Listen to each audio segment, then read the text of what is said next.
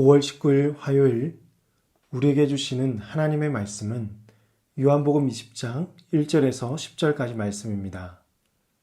안식 후 첫날 일찍이 아직 어두울 때에 막달라 마리아가 무덤에 와서 돌이 무덤에서 옮겨진 것을 보고 시몬 베드로와 예수께서 사랑하시던 그 다른 제자에게 달려가서 말하되 사람들이 주님을 무덤에서 가져다가 어디 두었는지 우리가 알지 못하겠다 하니 베드로와 그 다른 제자가 나가서 무덤으로 갈새 둘이 같이 다름질하더니 그 다른 제자가 베드로보다 더 빨리 달려가서 먼저 무덤에 이르러 구부려 세마포 놓인 것을 보았으나 들어가지는 아니하였더니 시몬 베드로는 따라와서 무덤에 들어가 보니 세마포가 놓였고 또 머리에 쌌던 수건은 세마포와 함께 놓이지 않고 딴 곳에 쌌던 대로 놓여 있더라. 그때야 무덤에 먼저 갔던 그 다른 제자도 들어가 보고 믿더라. 그들은 성경에 그가 죽은 자 가운데서 다시 살아나야 하리라 하신 말씀을 아직 알지 못하더라. 이에 두 제자가 자기들의 집으로 돌아가니라. 아멘. 우리를 죄에서 구원하시기 위해서 예수님은 십자가 위에서 죽으셨습니다. 그리고 예수님은 약속하신 대로 사망 권세를 깨뜨리고 3일 만에 부활하셨습니다. 사망 권세도 예수님을 이기지 못하였고 예수님은 죽음에서 승리하셨습니다. 그러므로 오늘 우리가 믿는 복음은 부활 승리의 복음입니다. 이 복음은 지금도 살아서 역사하고 있으며 죽음으로부터 우리를 자유케 하는 은혜의 복음입니다. 그렇다면 성경에서 예수님께서 부활하셨다는 확실한 증거는 무엇일까요? 오늘 본문 중에 등장하는 바로 빈 무덤입니다. 안식 후 첫날에 예수님의 빈 무덤을 가장 목격한 자는 제자들이 아니라 막달라 마리아였습니다. 막달라 마리아는 무덤에 돌이 옮겨진 것을 보고는 깜짝 놀라서 즉시 베드로와 요한이 있는 곳으로 달려갔습니다. 그리고 하는 말이 사람들이 주님을 무덤에서 가져다가 어디에 두었는지 알지 못하겠다라고 했습니다. 이 말을 들은 베드로와 요한은 깜짝 놀라서 무덤으로 곧장 달려갑니다. 요한이 베드로보다 먼저 무덤에 도착했는데 몸을 구부려서 세마포 놓인 것을 보았지만 두려웠는지 무덤으로 들어가지는 못했습니다.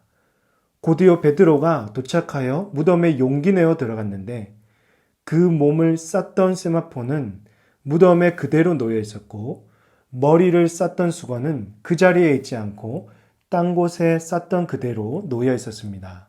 만일 예수님의 실신을 누군가가 훔쳐갔다면 세마포가 남겨져 있다거나 머리를 쌌던 수건이 그대로 놓여 있지는 않았을 것입니다. 결국 이것들은 예수님의 부활을 증거하는 중요한 단서라는 것이죠.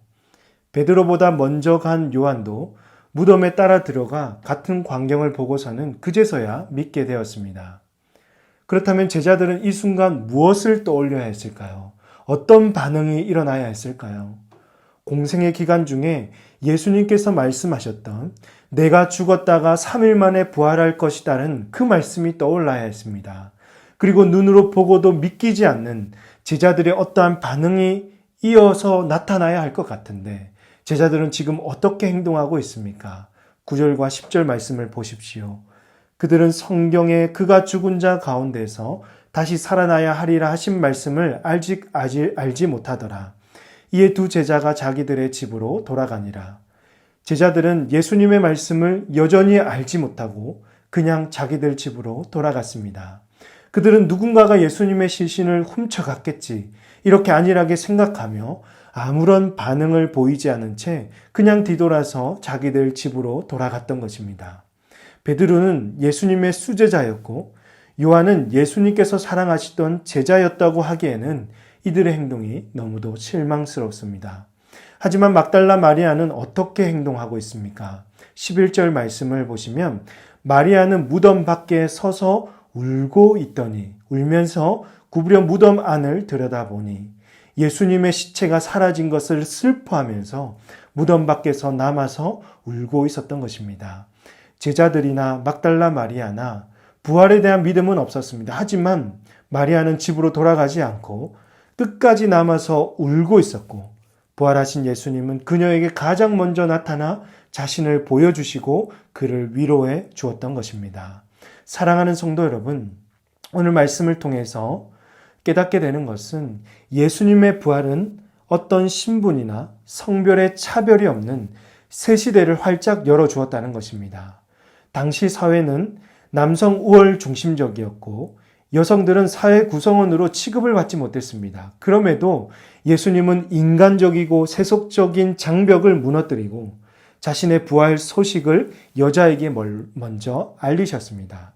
예수님의 복음은 그 어떤 신분이나 차별이 있지 않으며 누구든지 주 앞에 나오는 자들을 만나주시고 구원해 주시는 새 시대를 선언하신 것입니다. 뿐만 아니라 예수님은 제자들에게 자신이 부활할 것을 여러 번 가르치셨습니다. 그럼에도 불구하고 부활의 최초의 증인은 제자들이 아니라 마리아였고 끝까지 남아서 울면서 예수님을 찾는 자도 제자들이 아니라 막달라 마리아였던 것입니다. 예수님은 신분과 성별에 관계없이 간절히 주님을 찾고 구하는 자에게 그를 만나주시고 말씀해 주시는 분이심을 보여주셨습니다.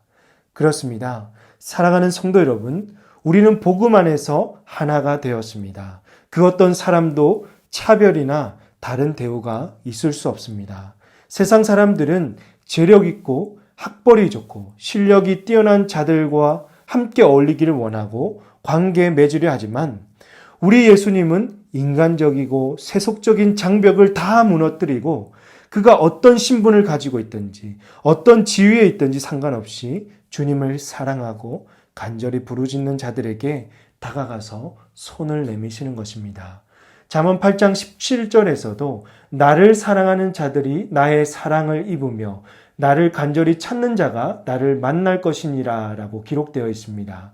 오늘 우리도 세상 장벽에 부딪혀서 세상의 원리와 방식대로 살다가 주님과 멀어지는 인생들이 되지 마시길 바랍니다. 막달라 마리아처럼 주님을 찾을 때까지 끝까지 가슴을 치면서 울 수 있는 자들이 되기를 바라고 그때 여러분을 향해서 찾아오시는 부활하신 우리 주님을 만날 수 있기를 주님의 이름으로 축복합니다. 또 한 가지로 제자들의 반응을 생각해 보고 싶습니다. 예수님의 수제자 베드로, 예수님께서 사랑하시는 제자 요한은 예수님의 시신이 사라졌다면 예수님의 말씀을 기억해 보던지 제자로서 마땅한 도리를 감당해야 하지 않았을까요? 그러나 그들은 자기들의 집으로 그냥 돌아갔습니다. 빈 무덤을 보고서도 부활을 생각하지 못하고 제자답지 못한 행동을 한 것입니다. 그렇습니다. 수제자라든지 예수님이 사랑하는 제자라든지 이런 타이틀이 그들의 신앙을 좌우하지 않는 것입니다. 이들을 향한 높은 기대치가 있는데 그것을 감당하지 못했을 때에는 그에 대한 실망감도 큰 것입니다. 우리에게는 명목상으로 어떤 직분이나 지위가 필요한 게 아닙니다. 주님의 제자라면 신앙을 발휘해야 하는 그 순간에 그동안 배운 말씀을 앞장세워서 주님을 드러낼 수 있는 실력이 필요합니다. 말씀을 증명해낼 수 있는 그리스도인이 되어야 하는 것입니다. 사랑하는 성도 여러분, 명목상의 그리스도인으로 살아가지 말고 신앙을 발휘해야 하는 그때에 배운 말씀을 기억하고 그 말씀을 앞장세워서 영광스러운 주님을 드러내는 저와 여러분의 삶이 되시기를 주님의 이름으로 축복합니다. 함께 기도하시겠습니다. 하나님 아버지, 부활하신 주님을 묵상하며 결단하게 하시니 감사합니다. 오늘 우리도 제자들처럼 이렇게 집으로 그냥 돌아가는 인생들이 되지 말게 하시고 마리아처럼 주님 찾는 그 순간까지 가슴으로 치며 우는 사람들이 다 되게 하여 주옵소서.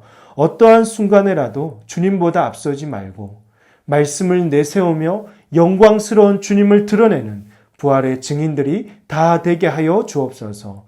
이 모든 말씀을 우리 구주 예수님의 이름으로 기도하옵나이다. 아멘.